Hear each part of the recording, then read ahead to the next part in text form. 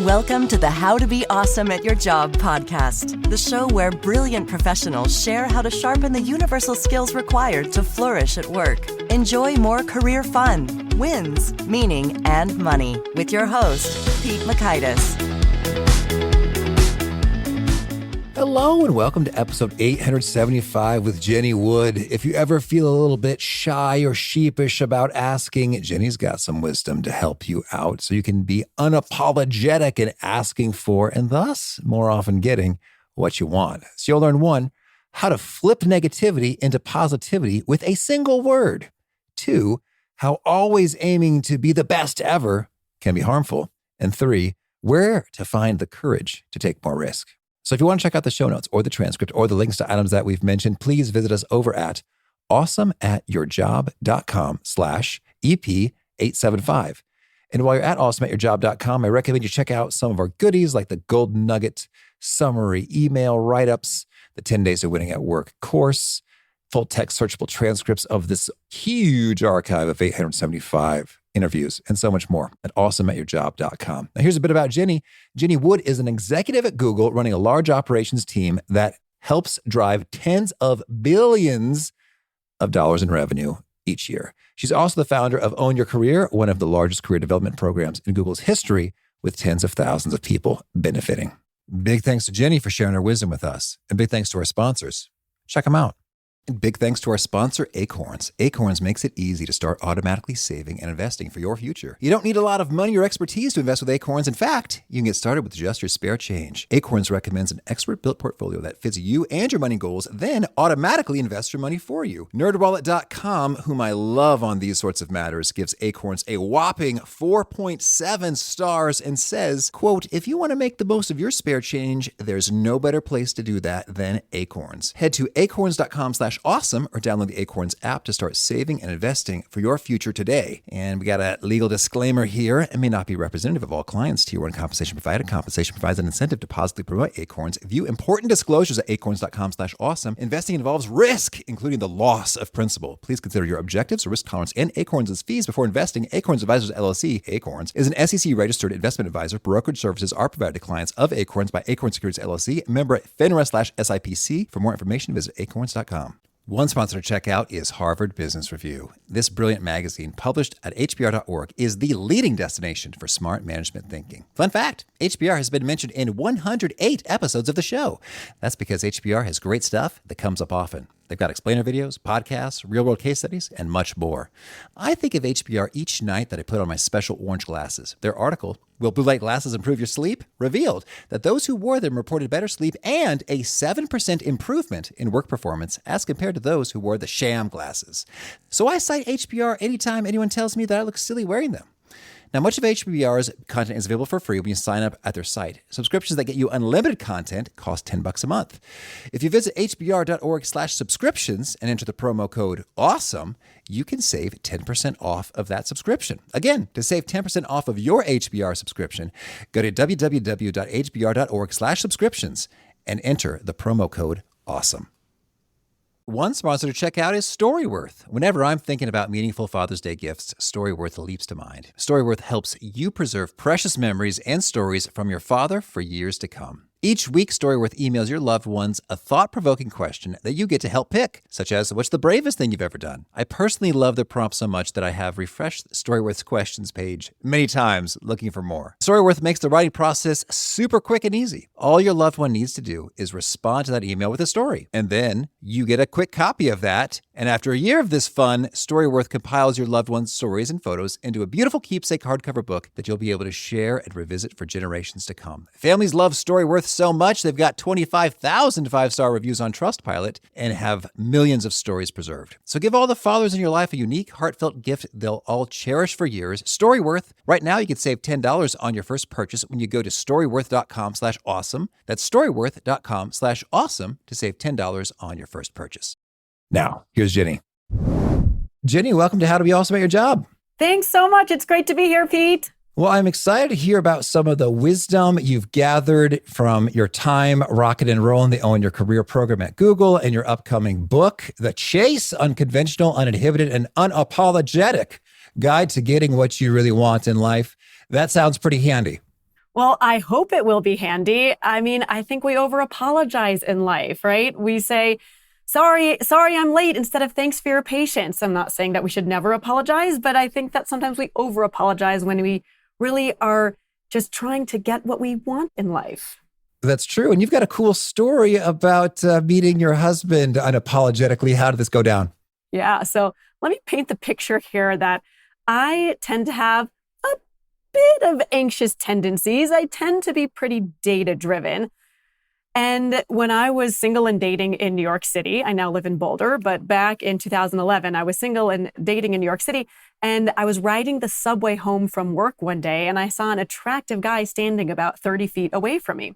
So my natural, somewhat anxious, data-driven tendencies would have me sit there in my seat and say, well, there's nothing to do about this. I'm not going to go up and strike up a conversation with him and have all these people look at me while I'm doing that. But then as the doors were closing, when he got off the train, something took over me. Something pushed me out of my subway seat and gave me the courage and the confidence to chase after him, hence the name of the book, The Chase. And so I caught up with him. I tapped him on the shoulder. I said, "Excuse me, I'm sorry to bother you." And he said, "That's okay. You seem nice." I gave him my business card, and we went out on a date a week later, and the rest is history. It's now my husband, my incredible partner, the father of my 8 and 5-year-old son and daughter. And that was because I decided to simply ask for what I wanted that day. I got a little bit curious about what might happen if I was bold, and I got over those anxious tendencies that were keeping me small. And the worst thing that could have happened that day was he could have said, "Sorry, I'm married." And then I have my answer, which is better than not knowing to me, because living in uncertainty is so hard. And it's win-win because then he gets to go home to his wife and kids and be like, "I still got it, honey. I got hit on the subway." That's right. That is beautiful in terms of that. That's still a benefit to both of you in terms of you can feel confident and proud of who you were in that moment and rising and being courageous. And he can feel complimented. And so, but I'd like to zoom in. You said, "Excuse me, I'm sorry to bother you." What was, if you can recall, as much of the verbatim exchange as possible? Could you share that with us? Yeah. And it's a little ironic because I started off by saying part of my platform is stop apologizing. And I did say literally, "Excuse me, I'm sorry to bother you." So I guess that was before I had evolved into this thought leadership train that I now get so excited about. But he literally said, "That's okay. You seem nice." I was carrying flowers from an a cappella rehearsal because Google has all sorts of fun activities and things you can participate in addition to your core job. So I was carrying flowers that were left over from this a cappella rehearsal, and I was holding these white Gerber daisies. And so he thought I was trying to sell him flowers. And then I said that I was interested in going on a date with him. And then that's how it happened. Okay, lovely. That's really cool. All right, well, so you have an interesting vantage point. You've seen a lot of people chasing stuff and interested in things, working in career development and other fields, and putting together some of these tidbits in your book, The Chase. So can you share with us any particularly noteworthy or surprising or counterintuitive discoveries you've made about us humans when we're chasing stuff? Well, honestly, some of it is unsurprising, which is we could all use a little bit more confidence in life. I would even take this as far as finding your swagger, or maybe even being a little less shameful, which you might flip and call shameless, which has a very...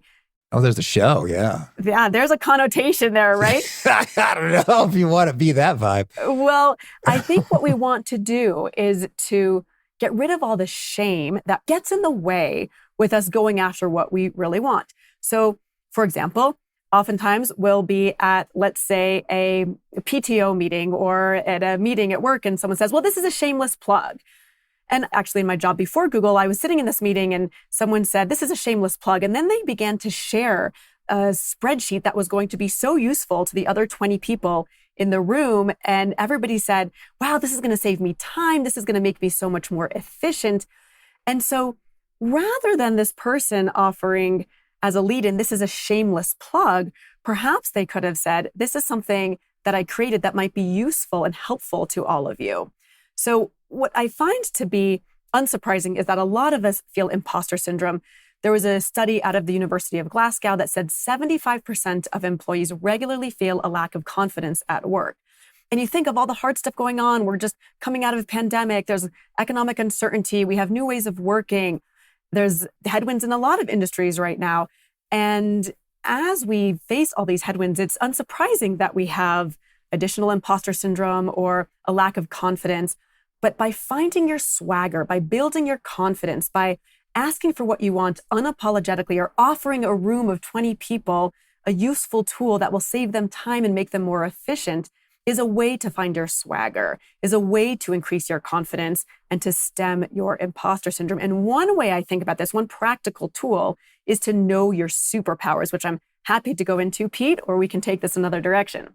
Yeah, knowing superpowers is awesome. That's come up a couple of times. And as I've heard it described, some people call it like a spike. It's not just people skills or problem solving, but rather it tends to be much more specific and precise and nuanced. So can you give us first some examples and then share with us how do we uncover that? Yeah, so my 3 superpowers are leadership, influencing people, and building things from startup to scale. And it took me narrowing down a number of things that I feel like I'm pretty good at and narrowing it down to 3, but it also took me expanding from 0 on those days where I feel like everybody is smarter than I am, everybody's more talented than I am, everybody knows more about the industry, the product, the process than I do. And by knowing my 3 and having them practiced, I have them ready to roll off my tongue in any situation. That could be meeting with a prospective mentor. It could be a conversation with my manager. It could be a coffee chat with a new friend when I moved to a new city, which I did when I moved from Manhattan to Boulder in 2018. So I always say this about my second superpower, which is influencing people.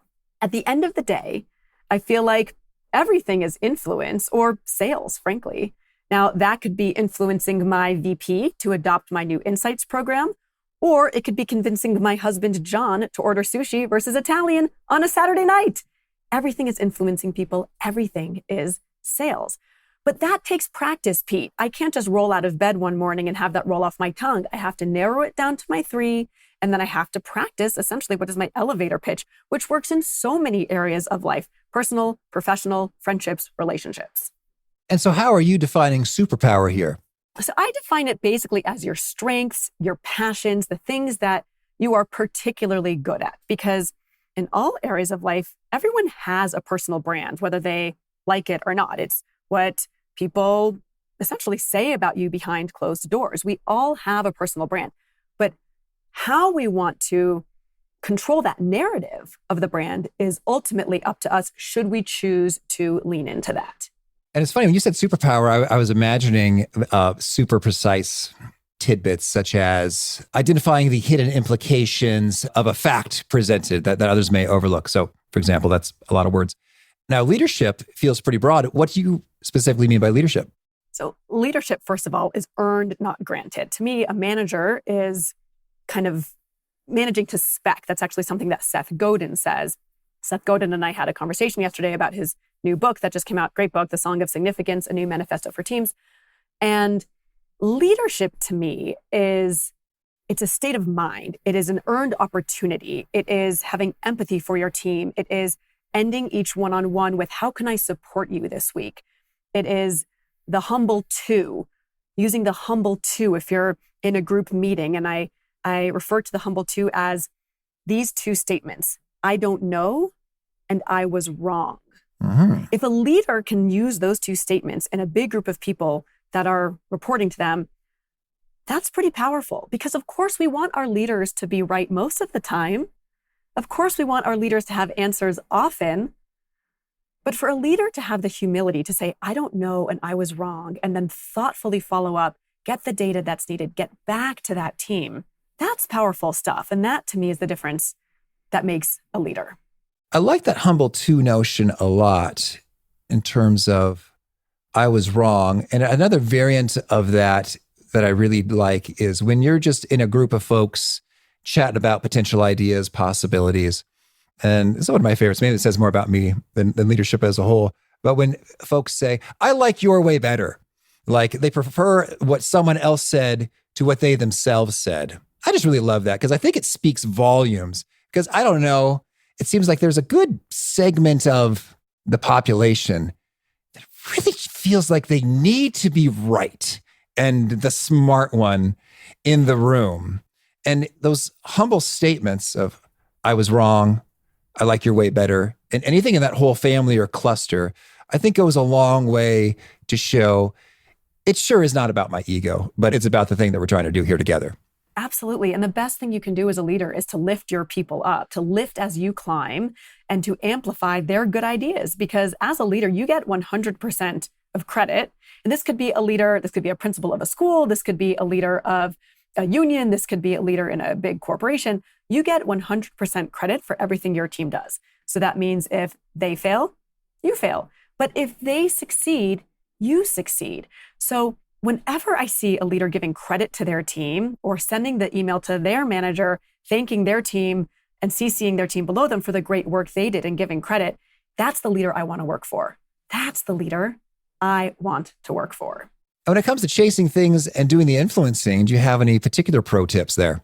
Influence is so much about communication. And I know you've had a lot of guests that talk about communication. I know you have some listeners who are early to mid-career who are always looking to up-level their skills in all areas of life. So one I like a lot is called Delete the Octopus. And if you're willing to do a little role play here with me. That's your improv experience coming to bear.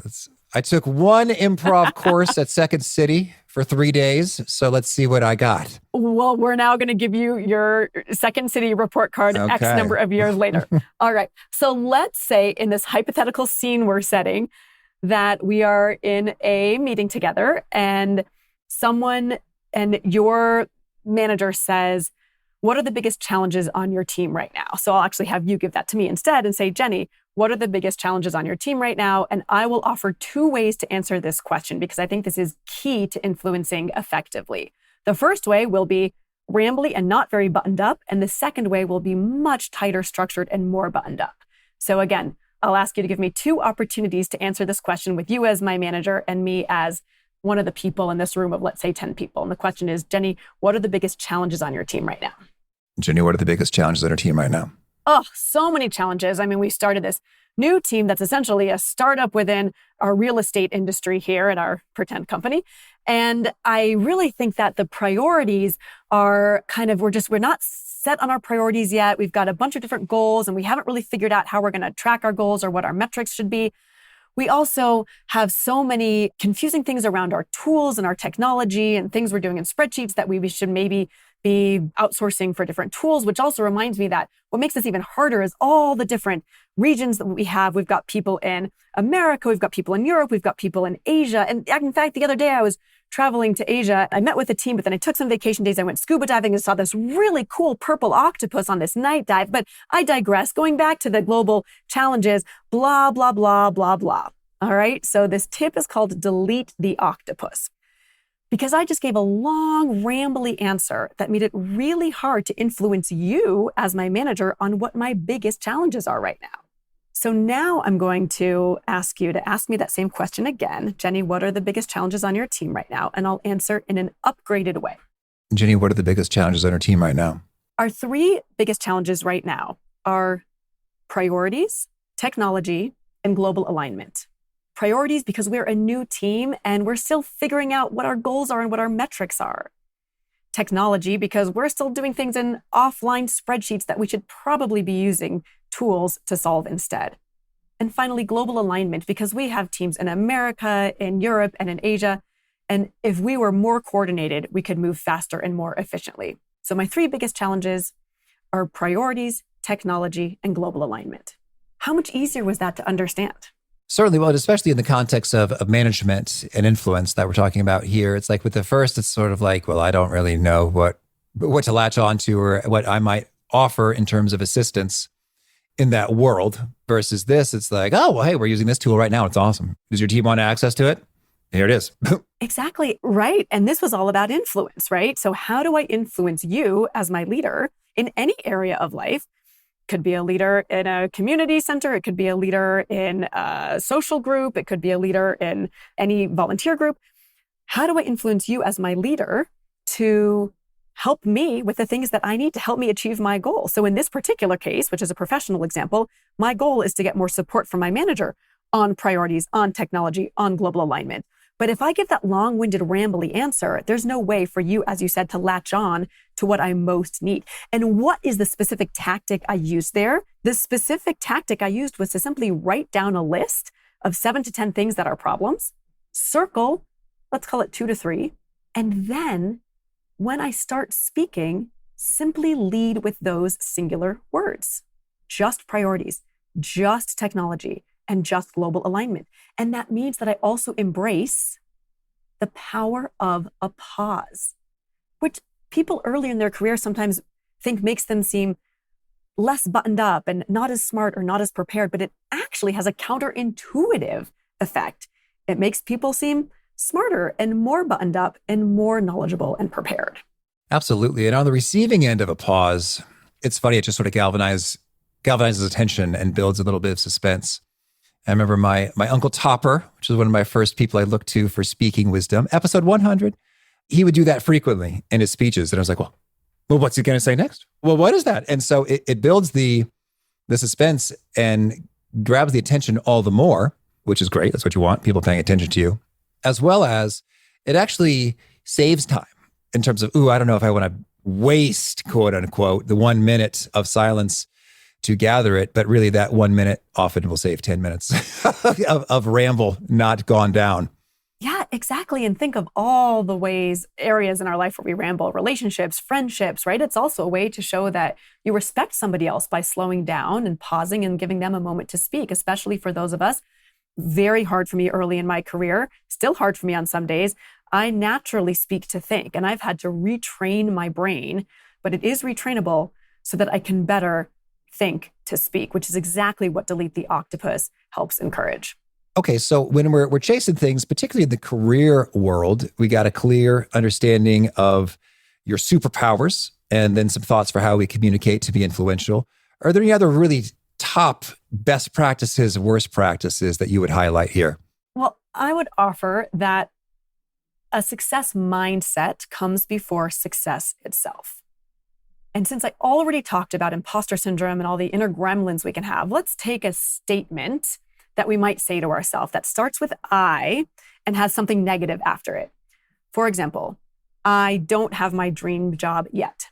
I haven't met the partner I want to spend the rest of my life with. I don't spend enough time with my daughter, right? So I already kind of leaked it in that first example by adding a very specific, simple word, which is just the word yet. If you take any negative sentiment and you add the word yet to it, so let's take the second two where I did not add it. So the second one was, I have not met the partner I want to spend the rest of my life with. That's an inner gremlin. Then you add the word yet. I have not met the partner I want to spend the rest of my life with yet. Or let's say I'm struggling with work-life balance and I say, I don't spend enough time with my daughter. Very negative, very down on myself. But if I add the word yet, I don't spend enough time with my daughter yet. I have not yet figured out the right way to mix my professional and my home life in a way that serves me. So a success mindset comes before success itself, and adding that word yet can help with that growth mindset. Thank you, Carol Dweck, and all your great work on growth mindset. It can help you overcome the negative speak, those barriers we put up in front of ourselves that prevent us from even starting something, right? If I said on the subway that day, well, I haven't met my partner and it's all futile, right? Well, that's not the mindset you need to chase what you want. But if I sat there saying to myself, that guy's attractive, I am interested, I haven't met him yet, well, that's the inspiration I need to get pushed out of my subway seat by some force that's helping me chase what I want and achieve it. Okay, so inner gremlins, we add the yet. What else do you recommend? I have a number of ways that I also like to encourage people to pump themselves up when they're feeling like the work they've produced that week is not as good as their peers, or the email they sent to their friend group was not as helpful as maybe they would want it to be. And that is this concept of meh. Meh. Not everything we do every week can be a 10 out of 10, nor should it be, because that's bad prioritization. So if you embrace the fact that some of the work you do every week, the emails you write, the texts you send to friends, the conversations you have with your partner, the slides you work on for your presentation, that some of them are going to be meh, then that helps you be a little bit more strategic with where you want to be above average and where you want to be below average. Because by definition of how math works, 50% of everything you do this week will be below average. Below your average. Below your average, right? Exactly. So if you look at the 800 and something podcast episodes you've produced, 50% are below average of your average podcast. How dare you, Jenny? How dare I? It's radical. It's radical. But it's true because it's just math. And being a data lover and an econ major in college, I can't not share this because I think it's so freeing. I think it is so freeing to recognize on those nights when you're having trouble falling asleep because you feel like you didn't nail the presentation, or those days that I didn't pick my daughter up from school and I felt like a bad mom because I had a meeting that went too long. On those days when we feel like we are not at our best, it's actually quite freeing and helps us fall asleep at night to remember that you cannot be above average on every single task, every single day, every single week, every single year. And then when you do have that episode, and hopefully it's not this one, Pete, but if it is, we'll accept it because it's just how math works. When you do have that episode that's below average, you can simply shake it off, realize tomorrow's a new day, and say, not every single episode can be above average. Not every single episode can be in my top 10%. But some people really struggle with that and want everything to be the absolute best, the absolute superlative. But that gets in the way of trying things, taking risks, recording your next podcast episode. Because if you were worried that every single podcast episode had to be the best you'd ever recorded, you probably wouldn't do another one next week. Absolutely. And that's interesting when you talk about taking risks. This reminds me of folks who only took the easy classes they knew they would do well in high school or college. And yeah, that will probably get you a higher grade point average when you're all done. True. But it's such a bummer in terms of the discoveries and the adventures and the expansion that could have been, had you tried some things out that were different, uncomfortable, and probably below average. I love that. Discoveries, adventures, expansions. That's exactly what we want in life. And we think about taking risks. And in the book, I call this actually being a little bit reckless. I've got these edgy words I'm going to use to be a little bit exciting with the language and to encourage people that, sure, there are ways you don't want to be reckless if it's harming yourself or harming anybody else, but to be a little bit reckless and go with your gut, right? Move to Australia for that semester abroad, even though it seems scary and uncertain and it's far away and you don't know anybody, right? Be a little bit reckless in that kind of decision. Sure, dot the I's and cross your T's on your mortgage forms and your tax documents, right? But in areas where you can take a little bit of risk, rather than doing considerable analysis paralysis and weighing every single pro and con, go with your gut. Be a little reckless, take a little risk, because that's when you do get the adventure, the expansion, and so many new opportunities you wouldn't even know that you had coming had you just taken the easy class. And that little snippet you shared about having trouble falling asleep because you had a bad presentation, I imagine you've worked with a lot of overachievers in your day. I've worked with a few, one or two. And in so doing, there is a theme that happens often in this population that one can put their whole identity, self-worth, sense of value into their performance, whether it's at work or family or whatever. And so that notion, a person who does that may very well have trouble falling asleep when they made a bad presentation. And that reframe associated with mathematically, it's just a fact that 50% of your work will be below your average, and to try and find peace with that meh is handy. Do you have any other bits of wisdom for this population that struggles with that interior emotional challenge? Yeah, well, this is not my wisdom, but wisdom from social psychological principles. And it's called the spotlight effect. And it essentially means that, let's say, for example, I do a lot of speaking engagements, and sometimes they're really good and sometimes it's not my best day. So if I were losing sleep that night thinking, oh my gosh, I did this keynote for this organization and, I messed up slide 7. and I'm like replaying it over and over in my head, and I'm anxious and I'm tossing and turning and the inner gremlins are roaring, I have to remember the spotlight effect, which is that I have a spotlight on me right now, focused on how I bombed slide 7. But any audience member is worried about the presentation they gave to their customer that day, where they maybe messed up slide 11. So I've got a spotlight on me about slide 7 in my presentation. They've got a spotlight on them about how they delivered slide 11 in their customer presentation. And therefore, we could all just live happier, more fulfilled, more at peace if we recognize that people are never as worried about our mistakes, our transgressions, our slip-ups as we are ourselves because of this social psychological concept called the spotlight effect. All right, good. Thank you. Well, Jenny, tell me anything else you want to make sure to mention before we hear about some of your favorite things? I'm so excited to talk about my favorite things. I think we covered it. I mean, it's really all about asking for what you want unapologetically and showing up each day in life, in work, in family, in friendships unapologetically in a way that is about being bold. Okay. When it comes to asking unapologetically, when folks are in the heat of the moment and they think they do want to talk to that gentleman on the subway or to make that request and they're just scared, emotions in the moment, what do you recommend they do? Well, there's a very practical thing you can do, which is simply breathe. Breathe in, breathe out. And to recognize, at least for me, I really struggle with uncertainty. That's when my anxiety kicks in the most. Uncertainty about where to live, uncertainty about which house to buy. Is it the right house to buy? Uncertainty about, is this the right life partner? Uncertainty about what to talk to my colleague about. That might be a challenging conversation versus not. To me, the anxiety lives in the uncertainty.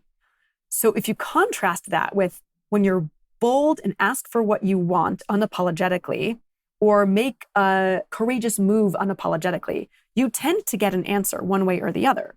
The answer might be yes, the answer might be no. But I frankly would rather live with the no and feel less anxious than live in the uncertainty and feel more anxious. So that's what always encourages me to get out of my subway seat and take the bold move, do the hard thing, because I personally feel, and I hear this from a lot of people that I partner with as well, that uncertainty is very disconcerting to them and very stressful. And they'd rather have the answer too, but people have a hard time taking that first step. So it's almost like zooming out and seeing that long view of, on the other side of this, I'd rather have the answer, even if the answer is no, because as Wayne Gretzky taught us in hockey, you miss 100% of the shots you don't take. But if you take a couple shots or get off the subway a couple times, you might end up with a husband or a great career or a great family life or a great passion of hobby. All right. Thank you.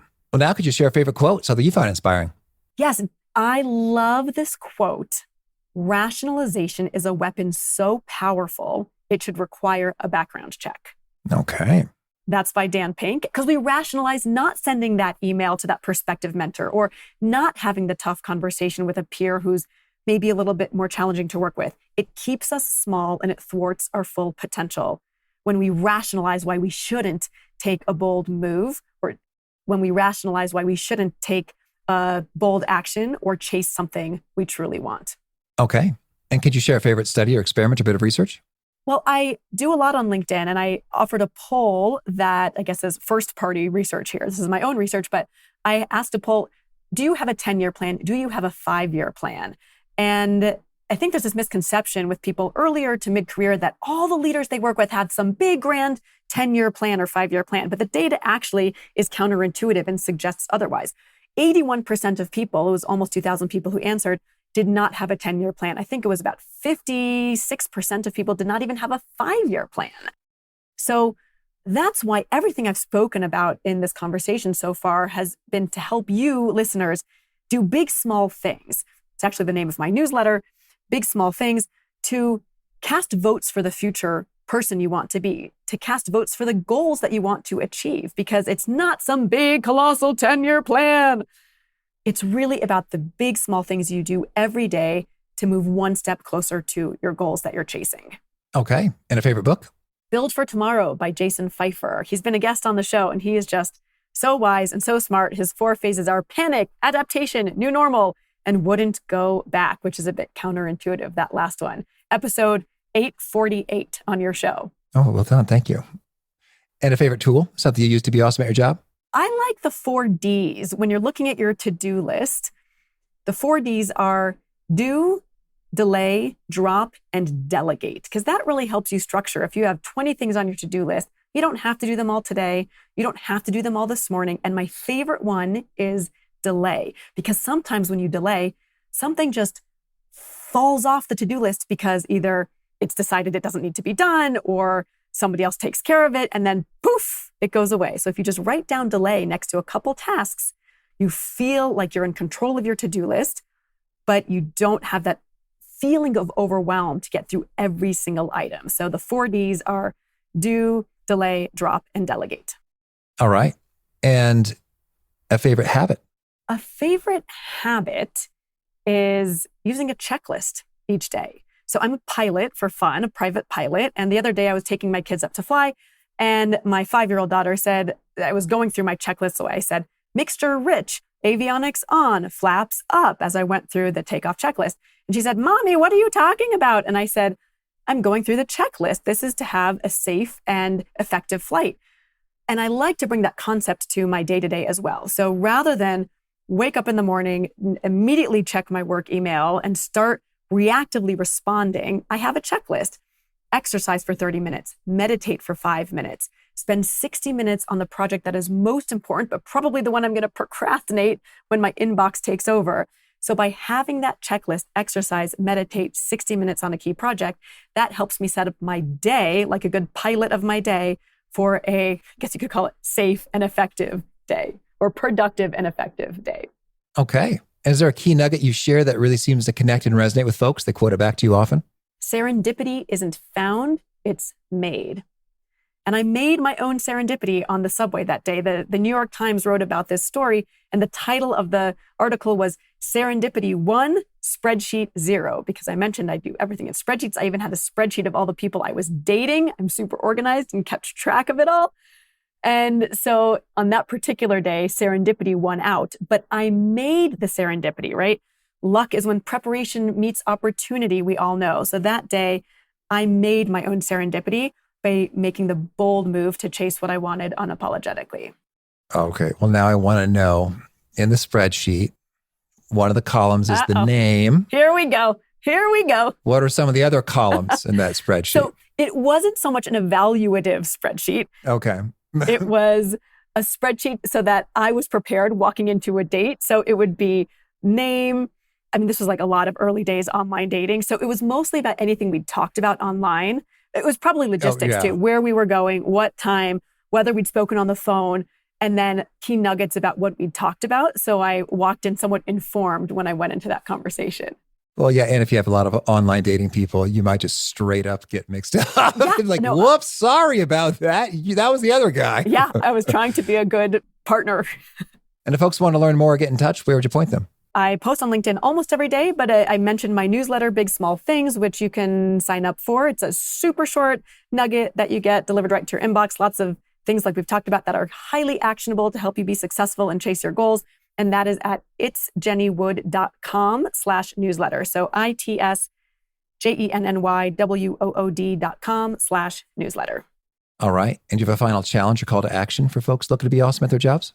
Well, I think it's just asking for what you want unapologetically. So as I mentioned, it's easy to not do it, right? Because it's easy to not ask for something. Rationalization is a weapon so powerful, it should require a background check. It's easy to rationalize not asking for something, not sending back the lukewarm mashed potatoes at a restaurant because you rationalize that you don't want to bother the server, or rationalizing not saying to your colleague, hey, I'd really love to take the lead on our client presentation next time because I want to grow that skill because, I feel bad and it's not really my place to take the lead. That's their responsibility. But the people you work with are not mind readers. The server at the restaurant is not a mind reader that the mashed potatoes are lukewarm. Your manager is not a mind reader that you want to challenge yourself in a new way. So you have to have the confidence, that swagger, that agency to ask for what you want so that you can get what you want. Because in any room that you're in, nobody cares more about your goals than you do. So it really is up to each of us to have that agency, to have that confidence, to find that swagger to go after what we want, because there's nothing wrong with having goals and chasing them. All right. Thank you, Jenny. I wish you lots of luck with all your chases. Well, thank you so much. You too, Pete. I so much love what Jenny had to say about not beating yourself up if what you did in a given day or week wasn't your best.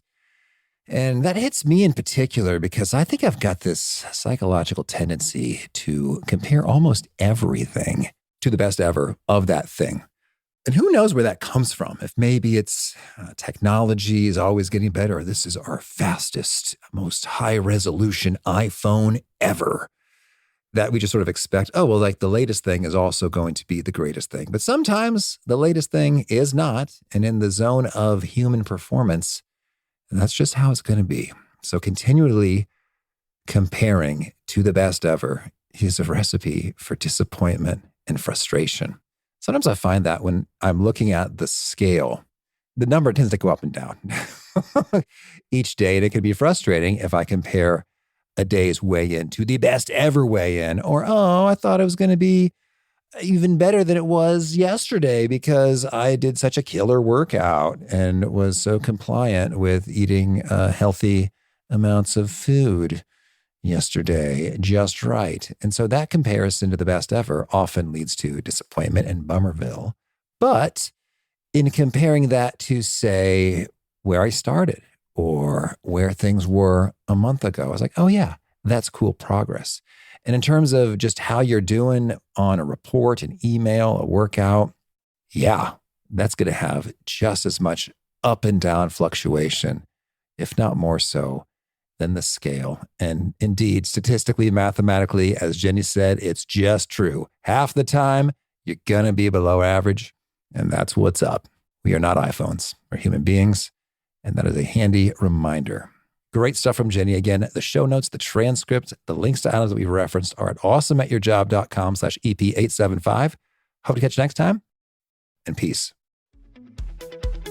Thanks for listening. To get the most out of the show, we recommend 2 key things. First, check out the extra resources at awesomeatyourjob.com. You can find this episode's transcript and links, as well as the perfect episode for your situation. You can search the full-text transcripts of hundreds of episodes or explore episodes tagged by topic and competency covered. Second, subscribe to the podcast and get future episodes automatically. You can subscribe by telling Siri and several other smartphones and speakers, subscribe to the How to Be Awesome at Your Job podcast, or by tapping subscribe in your podcast player of choice. If you'd like some extra help figuring out podcasts and how subscriptions work, visit awesomeatyourjob.com/subscribe for guidance. Hope to catch you on the next episode of How to Be Awesome at Your Job. Look around. You can find cars like these on AutoTrader, like that car right in your tail. Or if you're tailgating right now, all those cars doubling as kitchens and living rooms are on AutoTrader too. Are you working out and listening to this ad at the same time? Well, multitasking pro, cars like the ones in the gym parking lot are for sale on AutoTrader. New cars, used cars, electric cars, maybe even flying cars. Okay, no flying cars, but as soon as they get invented, they'll be on AutoTrader. Just you wait. AutoTrader.